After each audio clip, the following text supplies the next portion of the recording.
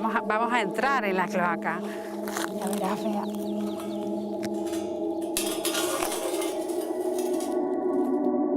Rincones ocultos hasta en sus lugares más conocidos. Mérida nos invita a viajar en la fascinación por asomarnos a los misterios de su pasado. Mérida oculta, ¿queda mucho por descubrir en esta ciudad? Se conoce mucho porque ya son muchos años, muchos siglos excavando esta ciudad, pero por suerte también queda todavía mucho por descubrir. En este caso no sabemos si el templo está ahí, de siempre se ha dicho que ese templo se ubicaría en la Plaza de Toros, porque bueno, fue donde salieron esas esculturas.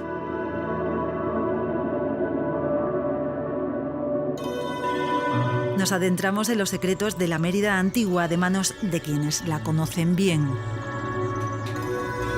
Es preferible, ¿vale?, cuando entremos, entrar así porque es muy fácil no medir bien y darte un porrazo en la cabeza, ¿vale? Venga, lo intentaremos. Así que ten cuidado. Aquí y ahora entra. Despacito. Perfecto. Por el carácter de las pinturas y por el estado de conservación deben ser las más importantes, por lo menos de la península ibérica a día de hoy. Si te fijas, tenemos el cráneo de un niño pequeñito, están empezando a aparecer también los primeros huesos del brazo. Descendemos al impresionante pasado de una ciudad 4 veces capital en sus 2000 años de historia. Es muy bonito además porque cuando te acercas ves el grosor del pincel, alguna gotita que se le ha caído, parece que estás en aquella época, eres quien puede descubrir ese momento del artista cuando estaba pintando.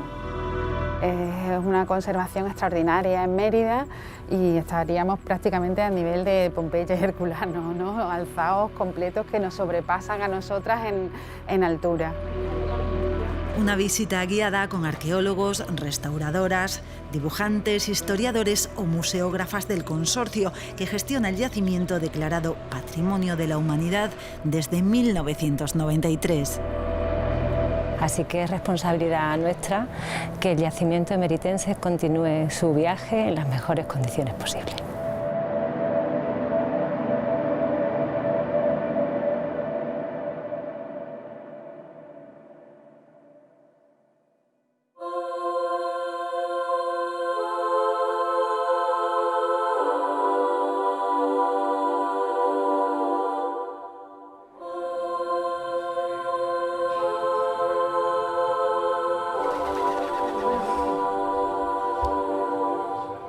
Mérida atesora espectaculares joyas arqueológicas, algunas al alcance de la vista y que aún así no dejan de sorprender.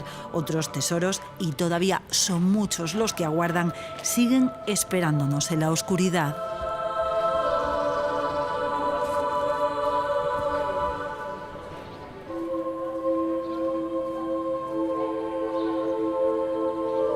Qué sitio tan especial, ¿no, Félix? Tan envolvente, diría yo, ¿no?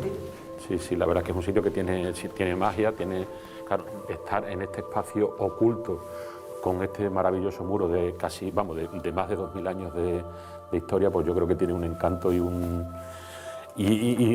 incluso yo creo que hasta emociona un poco, porque siempre te hace un poco viajar al pasado, que hay muchas veces lo que pretendemos hacer nosotros siempre, ¿no? Estamos en lo que llaman el criptopórtico, una galería subterránea construida por los romanos bajo la plaza principal de entonces, el Foro de la Colonia. Su descubrimiento no fue una sorpresa.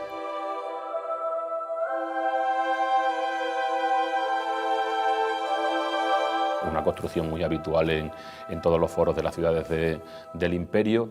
En realidad estamos en una gran galería subterránea de 40 metros de largo y 8 metros de ancho, que tendría una doble nave con una cubierta abovedada y pilares intermedios, ¿no? Entonces, un gran recinto que nosotros creemos que podría estar utilizado como granero imperial, ¿no? Como un gran hórrea para abastecer de grano a la ciudad en momentos de dificultad. Como también es muy habitual en otros puntos de la ciudad, este gran espacio subterráneo en época visigoda, en época tardantigua, a lo largo del siglo V, VI, se reutilizó como vivienda. La idea, evidentemente, es recuperar este espacio como centro expositivo para que la gente lo disfrute, conozca, que esto sirva para explicar un poco cómo era el foro, cómo era el templo de Diana y fundamentalmente para hacer lo que siempre hacemos, que es que todas las actuaciones que hagamos redunden en beneficio de la sociedad, porque si no, no tendría sentido.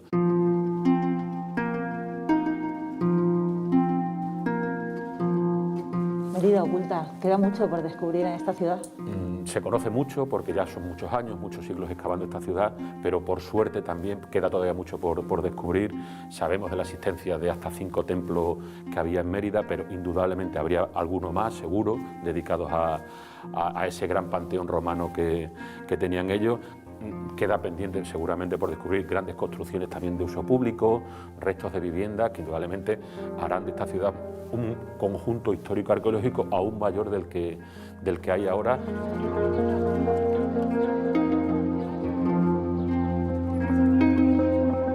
El templo de Diana está a varios metros sobre nuestras cabezas. Planificado en los orígenes de Augusta Emérita, aún sorprende a quien se acerca al corazón de Mérida.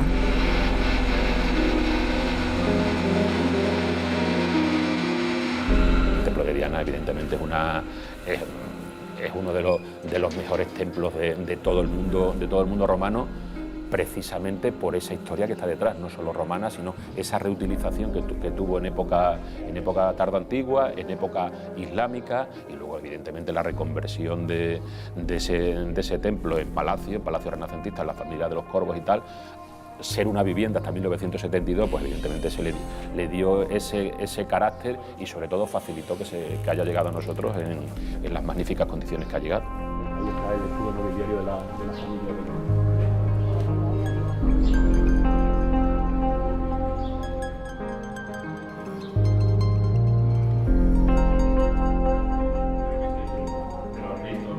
El palacio se ha reconvertido en un moderno centro de interpretación.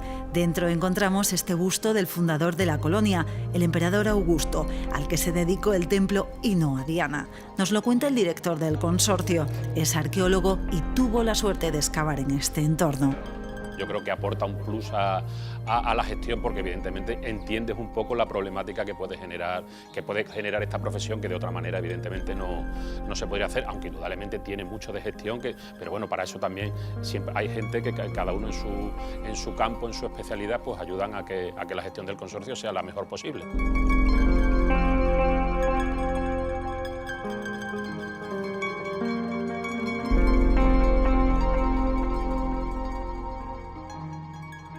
Este era el corazón de la ciudad, el centro político, religioso y administrativo, el foro, el edificio que presidía el foro, y lo que se pretendía con esta actuación era recuperar la vida que tuvo hace 2000 años.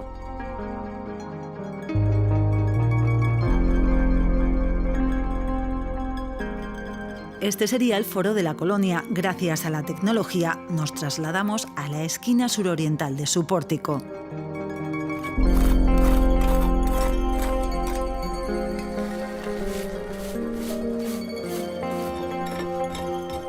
Estamos en uno de las zonas más importantes de la ciudad en época romana y en todas las épocas históricas de la ciudad. Estamos en una de las esquinas del llamado Pórtico del Foro, de los restos visitables del Pórtico del Foro, que era un recinto monumental, un complejo monumental sacro con un templo en el centro que se construyó en el siglo I después de Cristo.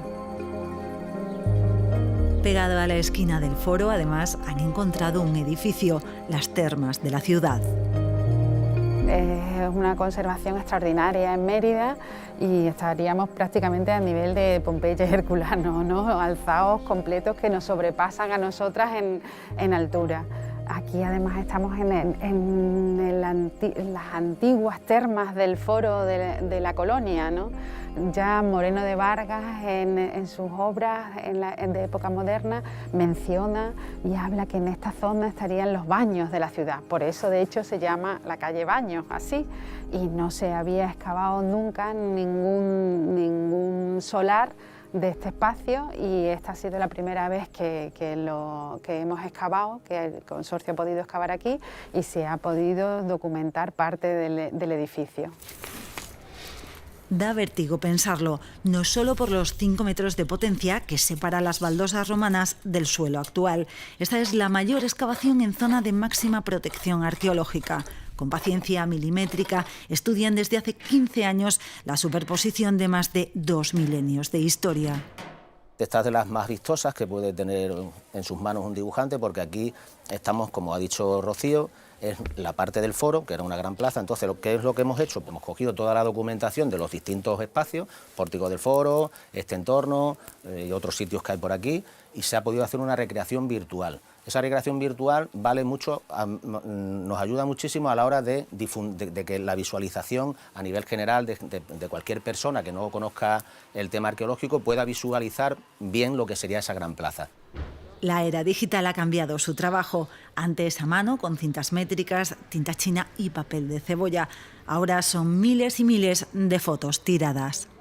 Y luego, a partir de la activación o desactivación de esos códigos, pues vamos sacando la Mérida en distintas épocas. Musulmana, emiral, desde el contemporánea hasta romana, o bueno, si hubiera alguna parte que fuese neolítica, pues también, ¿no?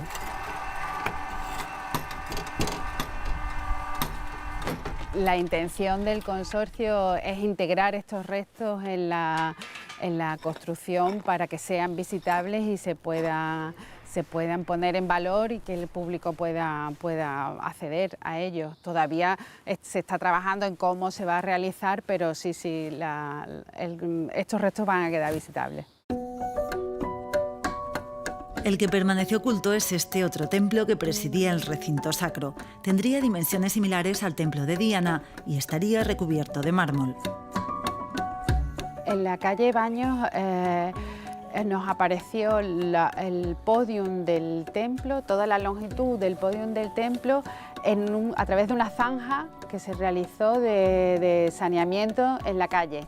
Entonces, ya reutilizando la primera zanja que se hizo en los años 50 y que perforó el templo, pues se pudo documentar los 20 metros de ancho de longitud que tendría el templo de la calle Baños. También en unas excavaciones se apareció parte de la escalinata de acceso de ese templo. Los adoquines en el suelo de la acera de la calle Baños recuerdan la ubicación de ese templo que reposa bajo el suelo.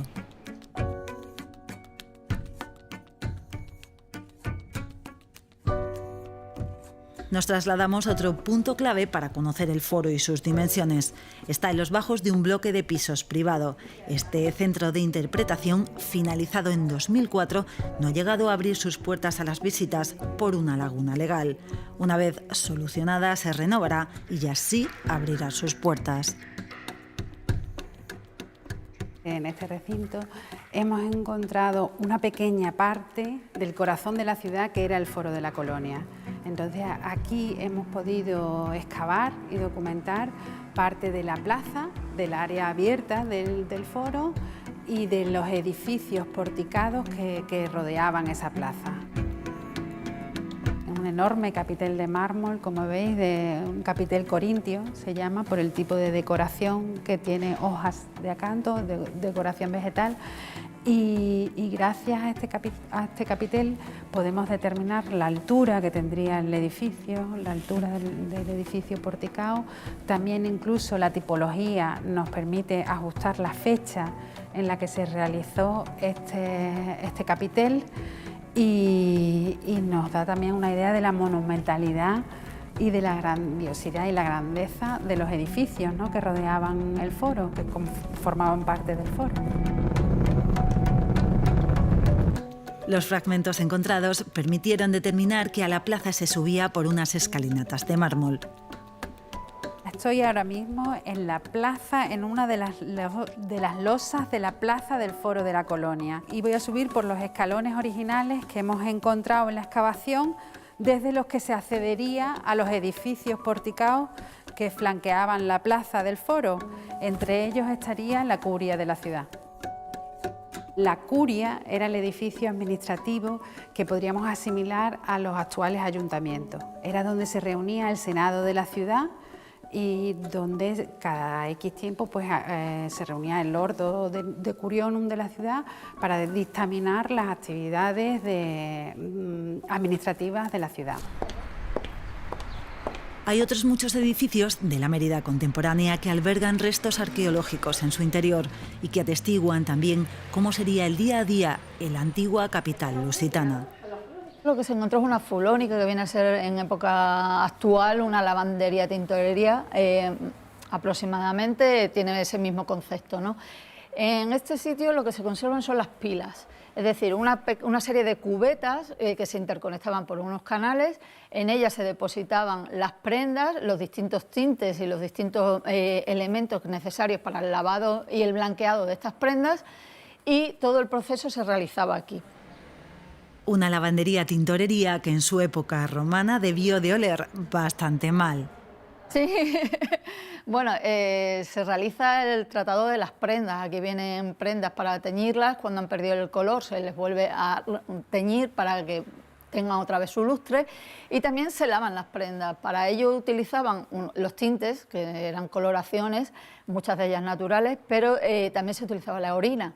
La orina viene a ser un poco como la lejía actual, con lo cual la orina que se recolectaba de distintos sitios de la ciudad. En las termas se recogía la orina, en envases en viviendas se recogía la orina, en las letrinas públicas se recogía la orina y se transportaba a estas industrias porque era la que se empleaba para el lavado y el blanqueado de las prendas. Además de las pilas, cuando se excavó hace unos 3 años aproximadamente, se excavó ahí en esa habitación, no se había tocado en la excavación inicial y nosotros lo que rebajamos fueron unos niveles que parecían los derrumbes, parte de los derrumbes de la estructura, y debajo de un ladrillo nos encontramos, no se puede llamar en este caso un tesorillo en el sentido estricto, pero sí un conjunto de monedas, en torno a 8 o 10 monedas, que estaban todas dentro de un hueco que habían hecho en la propia roca natural y le habían puesto una tegula por encima. Era como para esconder esas monedas y tenerlas ahí a cubierto. Entendemos que como todo es en estos casos, no volvieron a por ellas y ahí se quedaron pendientes. Ya hay proyecto para su apertura al público. En Mérida hay documentadas otras 3 fulónicas. Esta es la mejor conservada. Por eso nos explica Ana que se decidieron integrar los restos en el semisótano con un acceso independiente al del edificio. Toda la construcción del edificio se hizo sobre unas soleras que respetaran este nivel de restos y para entrar los coches se entra a través de un ascensor, no como una rampa habitual. De hecho, hubo que modificar el proyecto de construcción del edificio también para adaptar las escaleras de planta sótano, y todo esto se ha hecho, pues gracias a Dios, para poder conservar esto.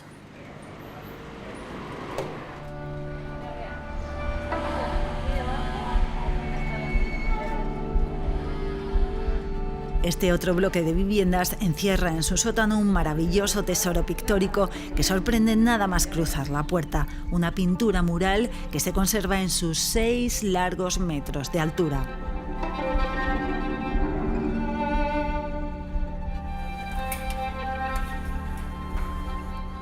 Maripaz, impresiona bajar hasta aquí. ¿Verdad que sí? Mucho. Pero mira, impresiona todavía más ver esta pintura tan de cerca. Mira, tan de cerca que puedes ver el detalle de los patos, de la decoración de este marco que iría en el zócalo. En el 98 se procedió a hacer una excavación habitual, rutinaria, para la construcción de una vivienda, y cuando empezaron a excavar documentaron todo un derrumbe intacto de la estancia romana que correspondía a una casa, a una domus romana dentro de la muralla. Esa cornisa, ese pedacito de estuco, da la altura del techo de la habitación de la planta baja y de la planta superior, que estaría decorada de estucos, que todo eso estaba sepultado y hubo que rescatar de forma muy minuciosa para poder recuperar estos restos y poder volver a recomponerlos. Llaman la atención los colores. Los más preciados se obtenían de piedras preciosas. El azul se conseguía del lapislázuli y era de los más caros. Es muy bonito además porque cuando te acercas ves el grosor del pincel, alguna gotita que se le ha caído, parece que estás en aquella época, eres quien puede descubrir ese momento del artista cuando estaba pintando. Las paredes y suelos de esta lujosa mansión romana han escondido secretos durante siglos. Quizás aún la casa del Mitreo esconda más. En la época de José Ramón Mélida se hizo una pequeña intervención aquí en la Plaza de Toros, que está a mis espaldas, y ahí se encontraron una serie de esculturas, una escultura dedicada a Esculapio, otra al dios Mitra y otra serie de torsos escultóricos que se relacionan con un mitreo, con el culto al dios Mitra.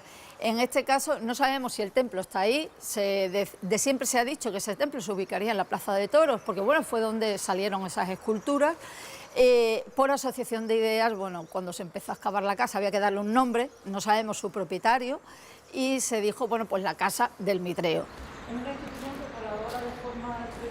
Esta casa fue construida fuera de la muralla por su adinerado y acalorado propietario. La mejor conservada es esta.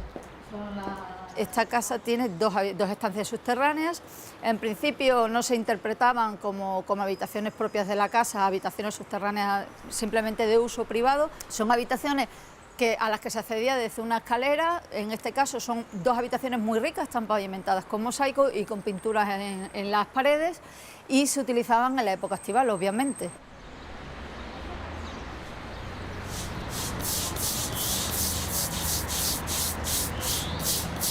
Estamos haciendo labor de mantenimiento en un mosaico que consiste en cepillar para eliminar la suciedad superficial y luego limpiarlo con agua para hacer el mantenimiento, que se suele hacer una vez al año. Primero cepillamos con una brocha y posteriormente mojamos con agua y con cepillo suave vamos frotando para eliminar la suciedad. Hay que tener cuidado para que no se levanten teselas.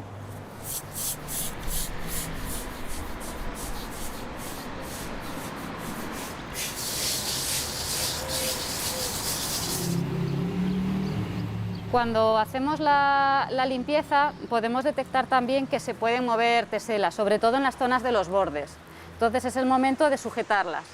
Lo que hacemos es limpiar la zona y después sujetarlas con mortero para que vuelvan a estar fijas y vuelvan a estar en su sitio. Una labor periódica que no entiende de prisas para conservar los más de 200 metros cuadrados de mosaicos de esta casa, especialmente del más valioso de todos, único en Europa. El mosaico cosmogónico es uno de los más valorados de toda Hispania y también del Imperio. Es tan importante y tiene tanto valor patrimonial porque debido a su calidad técnica, a la riqueza de materiales y sobre todo también a su composición. Representa el cosmos, es la explicación en época romana de cómo se crearía la tierra y el cielo. No es lo único de gran valor en la casa del Mitreo, donde aún queda superficie por excavar. Como sorpresas gratas que, en cierto modo ya lo sabíamos, porque en el año 94, cuando se excava para hacer la cubierta, se encuentra lo que se denomina actualmente la arca ferrata. En una habitación que nos encontramos ahí en las espaldas, se encuentra un mueble, son tres los muebles que se han apilado en esa habitación en un momento en que la casa estaba reformándose, y uno de ellos es un arca, tiene el alma de madera, estaba toda recubierta de bronce, y en estas arcas lo que el propietario depositaba era el dinero, sus joyas y sus enseres más valiosos, lo que venían a ser las cajas fuertes.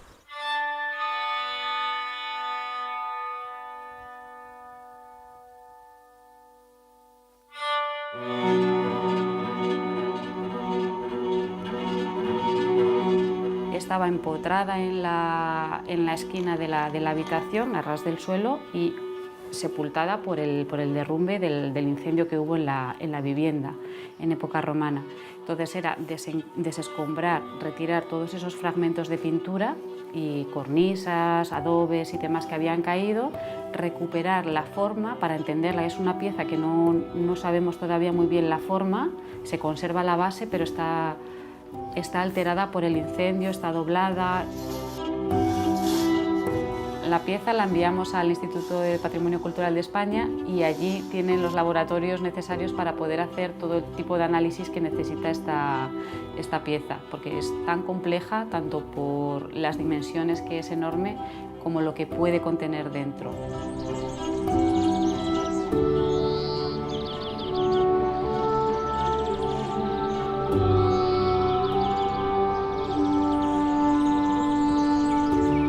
Se dice de los cipreses que ayudan a elevar el alma de los difuntos hacia el más allá. Un camino de cipreses conduce desde la Casa del Mitreo al recinto de los Columbarios. Al final nos espera Juana Márquez y su pasión por el mundo funerario romano. Realmente estos son edificios de carácter funerario familiares, que además a día de hoy son los edificios que conservan los retratos funerarios pintados más importantes de la península ibérica.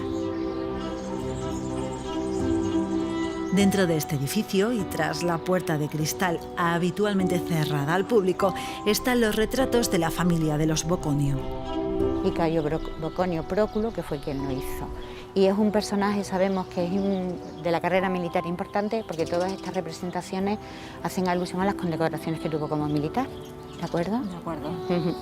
Y luego en esta pieza, que es parte del dintel, es del edificio más antiguo, del monumento funerario más antiguo, de la tumba, y repite el inicio de la placa, con lo cual es el enterramiento de Boconio. Es preferible, ¿vale?, cuando entremos, entrar así, porque es muy fácil no medir bien y darte un porrazo en la cabeza, ¿vale? Venga, lo intentaremos. Así que ten cuidado.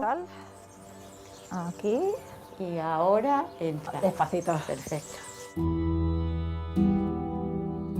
Es el retrato, hablamos de retrato, realmente es la representación figurada de las 4 personas que están allí. Porque si te fijas bien, la postura que tienen los individuos de alguna manera replica la misma que tienen estática las esculturas funerarias que se pueden ver en sitios donde se conservan muy bien, como Pompeya o Herculano. Hemos identificado a este personaje de la izquierda como el padre, como Boconio padre, la madre, que va del brazo y va vestida y peinada como si fuera una romana de clase social acomodada, pero prestigiosa. El último enterrado, el que hace este edificio funerario, que es Próculo hijo, que además se identifica perfectamente, o se identifica, él quiere que lo identifique, mejor dicho, como emeritense, porque en el pliego, porque lo identifiquemos de alguna manera, el rollo que lleva en la mano izquierda, se pueden leer las letras Aug Emer, que sería Augusta Emérita, él es emeritense.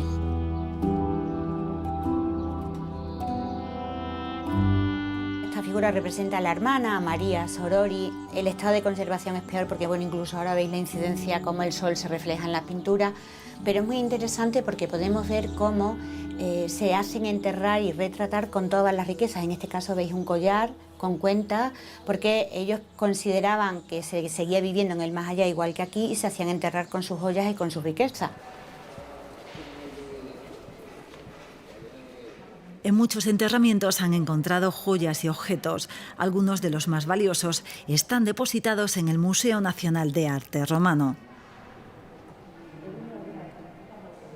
Estas figuras de terracota se encontraron en la tumba de una joven romana.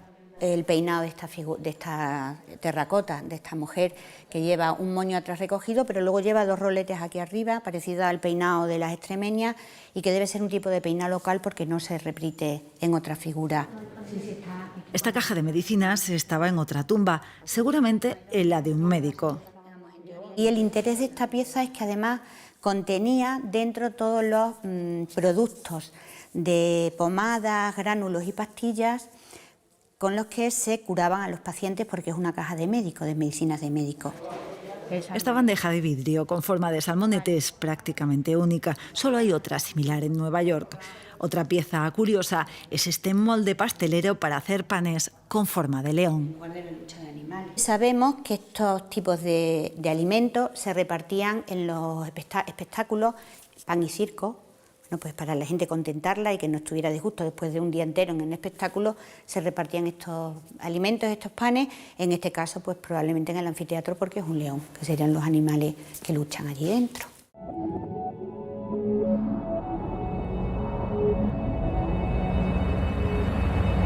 El molde estaba en una propiedad privada, el Solar de los Blanes, una excavación inmensa que iba a deparar una gran sorpresa: el enterramiento de 7 mujeres nobles con espectaculares ajuares de oro y plata. Mérida había encontrado a las princesas suevas de Réquila, su rey. Todo esto es una impresionante muestra de piezas de oro, de los adornos personales que llevan una serie de mujeres que pertenecían al cortejo del rey suevo y que se enterraron con estas piezas. Piezas minúsculas que vienen de la tradición orfebre del mar Adriático. Un anillo, 2 broches únicos con forma de mosca o las piezas de este impresionante collar de oro amarillo.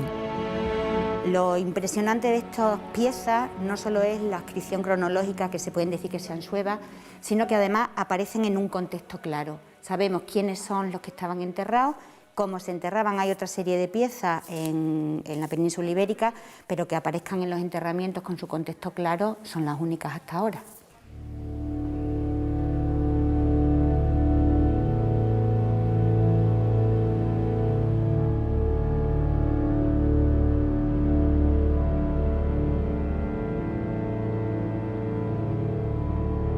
La joya más reconocida del yacimiento emeritense es su Teatro Romano.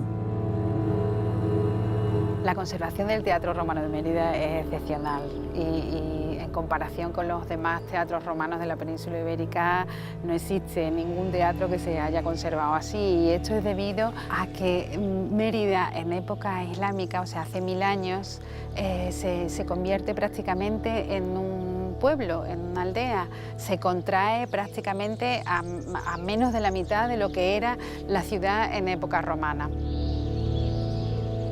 En el frente escénico del teatro, los poderes romanos aprovechan para dejar sus mensajes al pueblo.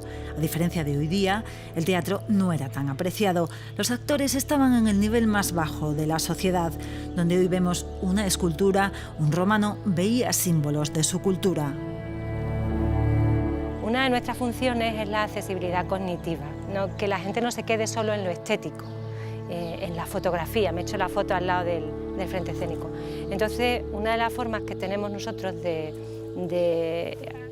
favorecer la accesibilidad cognitiva es elaborar estudios de público previos. Nos ayudan a discriminar el tipo de información que ponemos en los paneles. Nuestros paneles son paneles, es como la publicidad. Tenemos 2-3 minutos para que alguien se entere, para que alguien conecte con el pasado. El teatro no solamente es un edificio donde se hacían representaciones teatrales, sino es uno de los edificios donde se muestra, donde se refleja el culto, la importancia del culto imperial y del culto al emperador y a toda su familia. Desde 1910, cuando se excava el teatro, no se ha parado de investigarlo. Hemos tenido la suerte de excavar las fosas del Hipposcaenium. El Hipposcaenium es el hueco, el escenario estaba completamente hueco, como pasa en los teatros en la actualidad. Ahora lo vemos macizo, relleno de tierra, pero en época romana había un entarimado de madera y debajo, con la altura de un hombre, además con bastante profundidad, es donde estaban los huecos para la tramoya, para que los actores pudieran salir las diferentes representaciones, y también hemos podido documentar dónde se colocaba el telón. Ahora vamos a ver una de las partes ocultas del teatro que para los romanos era importantísimo, que era el sistema de evacuación de las aguas. Vamos a entrar en la cloaca. Ya verás, vea.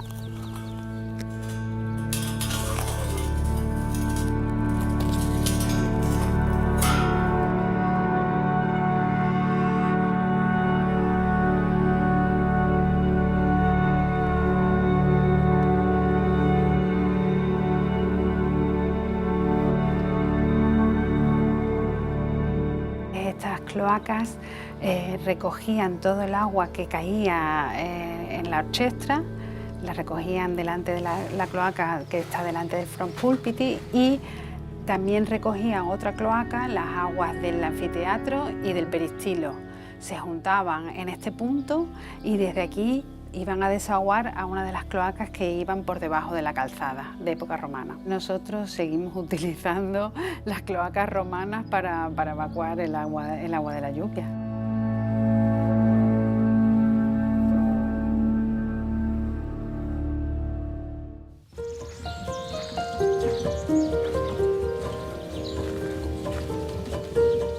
Estamos en la zona del peristilo del teatro, una zona preciosa que va a ser objeto de renovación este año. Va a ser uno de los pocos proyectos que este año se acometan desde el Departamento de Adecuación y está prevista ya está terminándose el diseño, acogerá una exposición permanente y una renovación del ajardinamiento que garantice la conservación de los restos. El teatro es el monumento más visitado en Mérida. El 73% de los ingresos del consorcio proceden de las taquillas de este y de otra treintena de monumentos, ingresos que se han derrumbado con la pandemia. Cuando uno visita los monumentos, pues es como en una obra de teatro, solo ve el final. Detrás de todo esto hay mucha gente trabajando para mantenerlo. Solamente todo el tema de jardinamiento, el tema de conservación, requiere un esfuerzo cotidiano. También atendemos no solamente a los que gestionamos directamente a los monumentos que están cerrados con el pago de un ticket, sino también nos encargamos del mantenimiento de un montón de restos que existen en la ciudad y que son libres, que están en la ciudad para poderlo ver, como no sé, el Castellum Aquae, por ejemplo, se me ocurre, el Arco Trajano, todo eso lo mantenemos nosotros, o el Templo de Diana, el edificio del Templo de Diana, que también gestionamos completo la plaza esa. Además, la institución se encarga de que las obras en la ciudad respeten los restos arqueológicos. A veces por ignorancia, a veces no tan ignorancia, pero sí siempre hay alguien que hace una obra sin que el consorcio lo sepa. Entonces nosotros tenemos un servicio de seguimiento de obras que aparte de hacer eso, el seguimiento de las obras que ya conocemos, bueno, pues también ven un poco por la ciudad aquellas obras que se han comenzado y que no aparecen en nuestros listados como que tienen la autorización o tienen la licencia.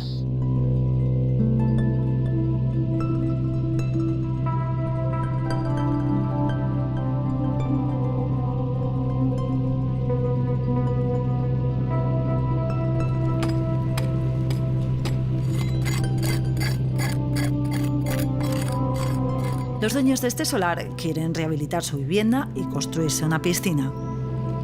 Ellos nos dan un proyecto de obra con una serie de estructuras que quieren hacer y cuando nosotros terminemos de excavar y de documentar todo lo que aparezca en el solar hasta la roca natural, siempre que sea posible, con los restos que han aparecido, nosotros, que los tenemos documentados en plano, jugamos y vemos cuál es el proyecto que ellos quieren hacer.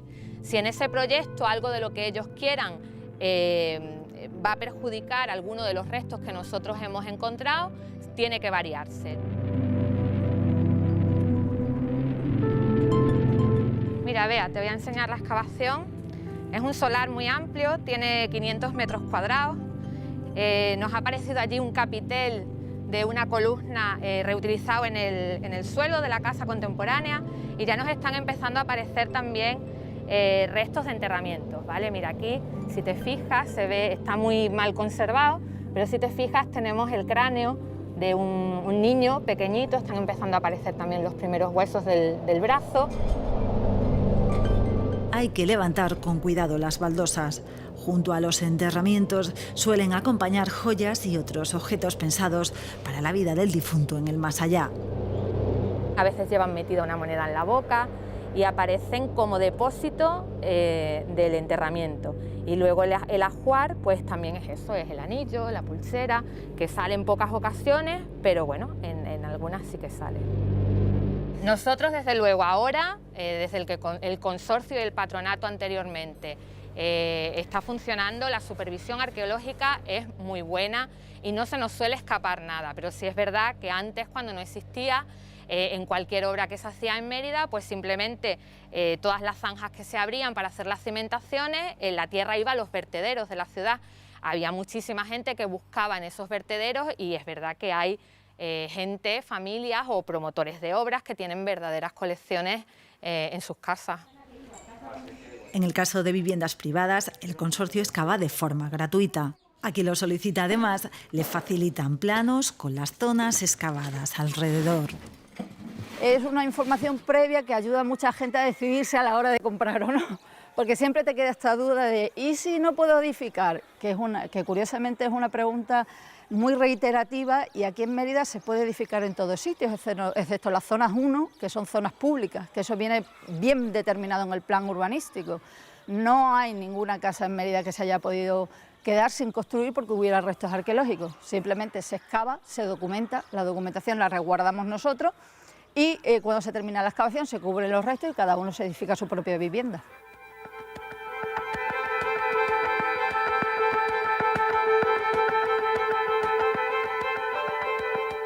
Mérida se divide en 5 zonas arqueológicas. La de mayor protección es la de los foros, el presidido por el templo de Diana y el otro, el del templo de la calle Holguín, que ahora veremos.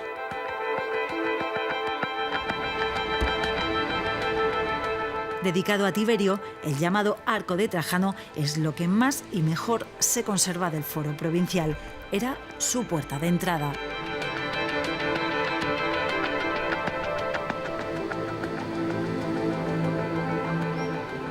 Se construye este recinto para la capital de la provincia, o sea, un recinto específico que tendría la capital de la provincia, que no existiría en las otras ciudades de la provincia, sino solo aquí, solamente y exclusivamente para culto imperial.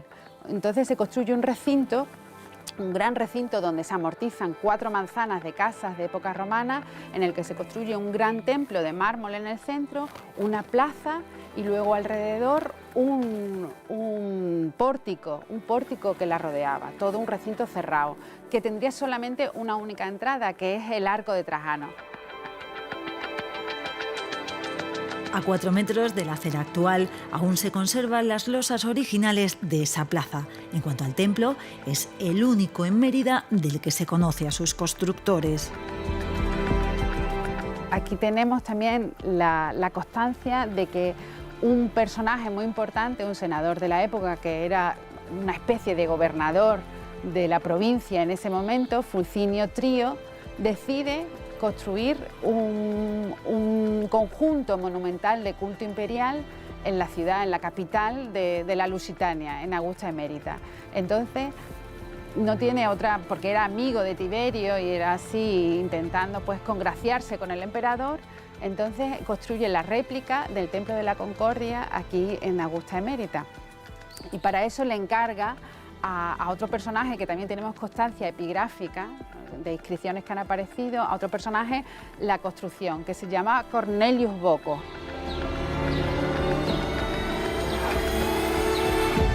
Protegidos por un cristal, sorprenden varios grafitis que han resistido siglos en esta moldura. Se hicieron cuando el templo ya se había abandonado. Me ibas a sorprender, ¿no? Sí, aquí había una curiosidad. Te voy a contar una curiosidad que apareció en las últimas excavaciones que se hicieron aquí en el templo, que fueron en el año 2000. Apareció bajo uno de estos muros visigodos un tesorillo de monedas de oro. Qué sorpresa, ¿no? Sí, fue un hallazgo inesperado porque no son habituales y menos de monedas de oro.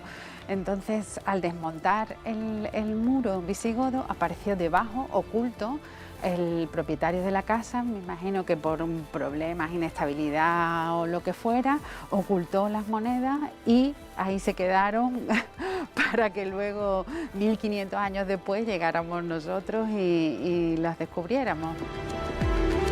Descubierto en 1983, gracias a los mecenas que cada año ayudan al consorcio a revalorizar un monumento, estos restos se reintegran a la ciudad en 2019. Otros tendrán que esperar, como el templo de la calle Viñeros, fuera ya de los foros. Salió a la luz en 2008 en un solar destinado a edificio de oficinas. De propiedad privada, de momento allí solo crece la hierba.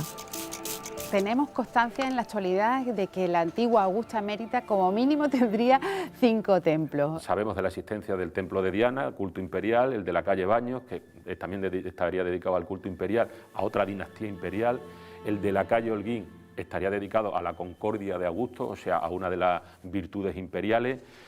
El de la calle Viñeros probablemente, aunque evidentemente es muy difícil de demostrar porque no tenemos la inscripción, nosotros creemos que podría estar dedicado a Julio César divinizado. Y luego tenemos constancia en el Hornito de otro templo que no tendría nada que ver con estos templos públicos tan importantes, sino un templo pequeñito, ya un templo con otras dimensiones, que sería el templo de Marte, y que parte de sus piezas de decoración arquitectónica se reutilizaron para construir el Hornito que está al lado de la Basílica de Santa Eulalia.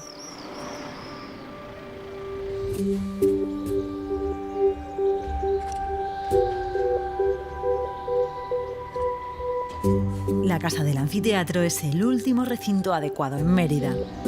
Es un lugar singular, son más de 700 metros cuadrados de mosaico y además es un recinto que, como ocurre en muchas ocasiones en Mérida, nos ofrece una visión, es como un flash de la ciudad, en este caso romana, porque tenemos restos de la muralla, restos de la torre de decantación, restos de termas, restos de una conducción de uno de los acueductos que llegaba a la ciudad, restos de un mausoleo funerario, aparte de la conocida Casa del Anfiteatro. Una adecuación reconocida con el premio OTAEX por su esfuerzo en garantizar que cualquiera pueda no solamente entrar al recinto, sino además entender qué pasó allí en el pasado. Los psicólogos cognitivos dicen que una persona con una inteligencia normal no retiene más de 5 informaciones en un mismo contexto. Por lo tanto, nosotros trabajamos siempre en base a esas 5 ideas que repartimos de manera continuada por todos los paneles, un poco de publicidad subliminal. Aunque el usuario no se dé cuenta, estamos reforzando determinados conceptos todo el tiempo. Se trata de que la gente entienda cómo se vivía en una casa romana, cómo se estructuraba la vivienda, qué partes principales tenía y sobre todo que también hemos querido que se conozca el proceso de elaboración de un mosaico. En esta casa se cuenta no solo cómo se construye un mosaico en época romana, sino cómo se restaura, que esto es muy importante. De los 12.000 metros cuadrados de este espacio arqueológico, aún hay gran parte por explorar. Hoy vamos a trabajar sobre esta tubería que se encontró en el solar de la Casa del Anfiteatro y estamos limpiando lo que es la inscripción porque va a ir en breve en una publicación y quieren saber exactamente qué es lo que pone en la inscripción. Realizamos el hisopo, el palito con el algodón, lo mezclamos en alcohol y vamos frotando sobre la superficie que vamos a limpiar en este momento. Vamos girando el hisopo y vamos retirando la tierra. Vamos despacito, despacito, también para no arañar la superficie del material original. En el laboratorio de enfrente, Maripaz revisa el pegado de este vaso del siglo I. Se hace una selección también de la importancia de las piezas y el estado de conservación que se va revisando que tienen. Entonces se va un poco por prioridades y por urgencias. Y luego también pues, por temas positivos, de divulgación y demás. Y esta pieza pues, como tal pues, sí que merece revisarlo y un embalaje, pues, renovarla. Es el trabajo del conservador restaurador. Un trabajo que hoy toca en el almacén. Aquí el consorcio guarda los materiales de excavaciones extraídos desde 1987.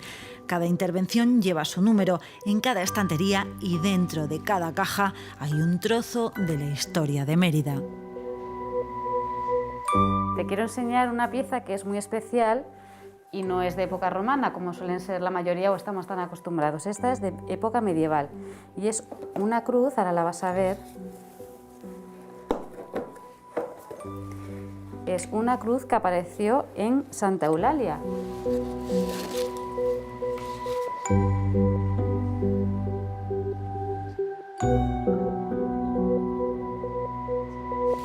Sobre esta mesa reposan varias piezas. La más antigua es esta de cerámica. Es un brazo de arquero.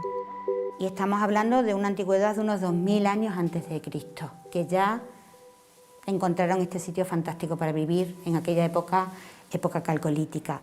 Y luego esta pieza de mármol magistral apareció en una intervención en el pórtico llamado Pórtico del Foro y representa una figura mitológica que es un grifo. Un grifo es un animal que tiene, un animal mitológico que tiene la cabeza de águila, que se puede ver aquí, y luego el cuerpo de león.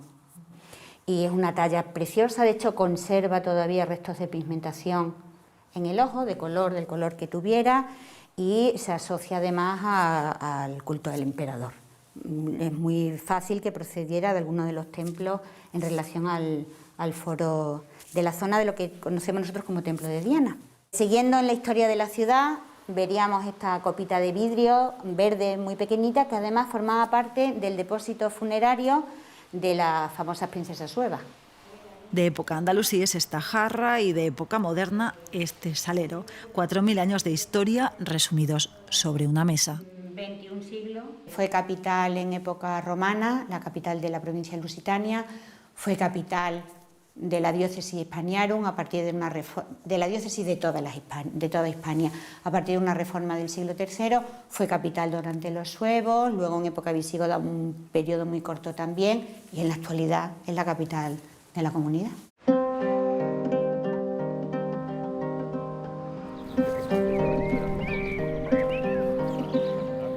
Es el yacimiento de la Huerta de Otero. Se conoce desde mediados del siglo I.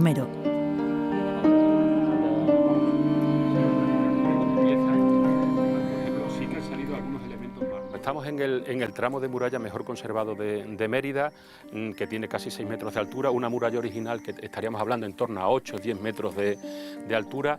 Está la muralla fundacional, la que se construye en época de Augusto, que tendría sobre 2,80 metros aproximadamente de anchura, y en el siglo V lo que hacen es reforzar esa muralla con otros 2,5 metros más de muralla, que es esta parte de aquí, que luego posteriormente roban porque reutilizan de cantera, y estaríamos hablando que en el siglo V la muralla romana de Mérida tendría en torno a unos 5 metros de anchura, con lo que doblaría ese valor defensivo que tenía la muralla. Me parece un yacimiento impresionante y tiene lo importante que tienen casi todos los yacimientos que hay en Mérida, esa superposición de cultura. No solo hablamos de unos restos excepcionales de época romana, una casa romana pavimentada con mosaicos y pinturas, como decíamos anteriormente, sino como luego hay una reocupación en época visigoda.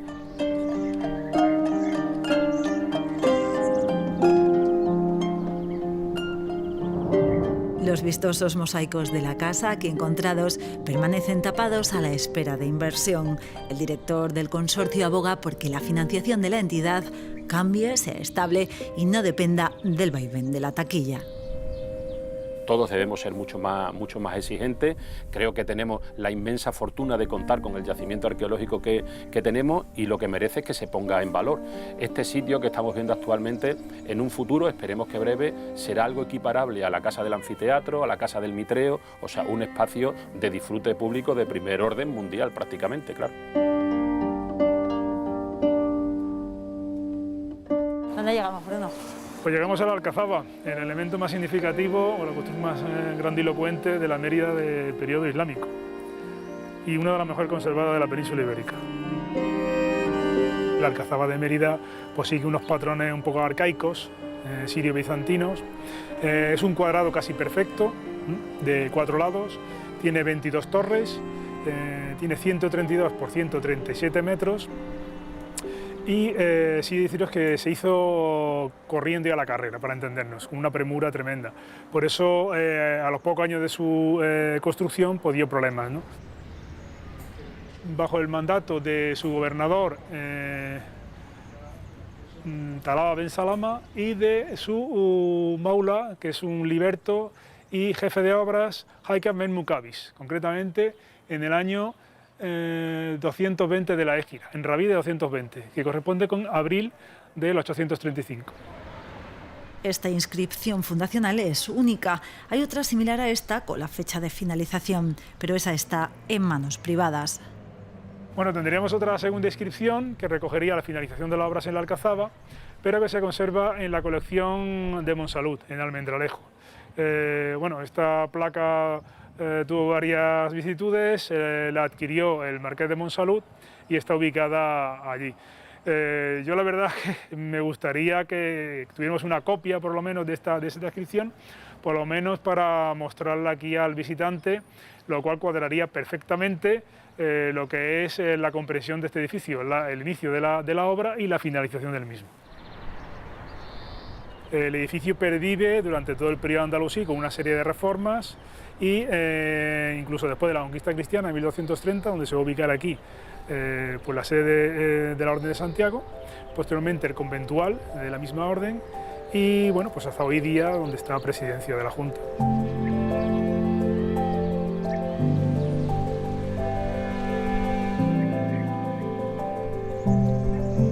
Cuando alguien viene a visitar la Alcazaba, a priori lo que espera encontrarse es lo que es un recinto fortificado de época andalusí, un paradigma arquitectónico de su época y un elemento de primer orden dentro de lo que son los monumentos de Mérida. Pero cuando uno entra adentro se da cuenta que hay muchos testigos de esos 2000 años que permanecen ocultos a la vista y que es nuestra obligación traducir.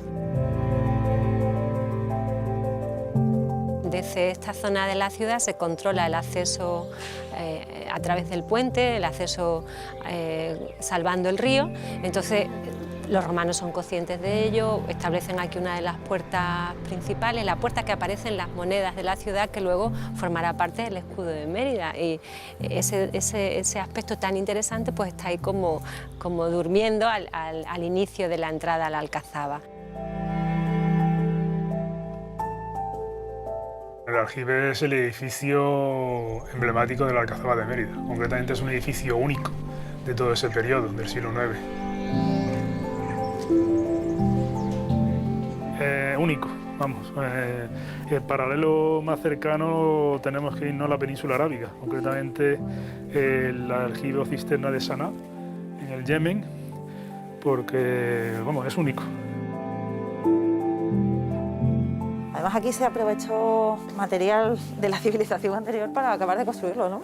Sí, no solamente los sillares, que es el elemento más común, sino también estas piezas tan curiosas que en este caso pues lo tenemos en una de las bóvedas, que es una mensa ponderaria romana, que seguramente procedería del Maquelon, del mercado de aquí de Mérida en época romana.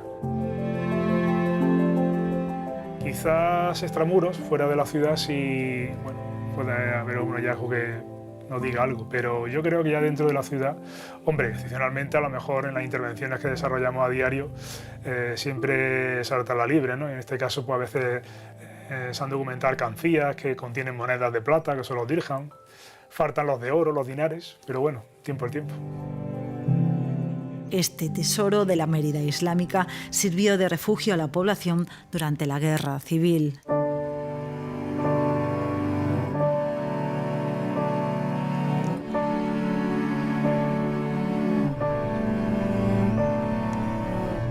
Cae la tarde. Despedimos este recorrido desde la sala con mejores vistas de la ciudad y con la certeza de que aún queda mucho por descubrir sobre Mérida y su espectacular yacimiento. Nuestros monumentos guardan la memoria de todos los hombres y mujeres que a lo largo de los siglos han construido la historia de esta ciudad. Desde el Consorcio de la Ciudad Monumental trabajamos día a día para conocerlos mejor, para traducirlos, pero sobre todo para conservarlos. Hace tiempo dijo un famoso gladiador que lo que hacemos en esta vida tiene su eco en la eternidad, así que es responsabilidad nuestra que el yacimiento emeritense continúe su viaje en las mejores condiciones posibles.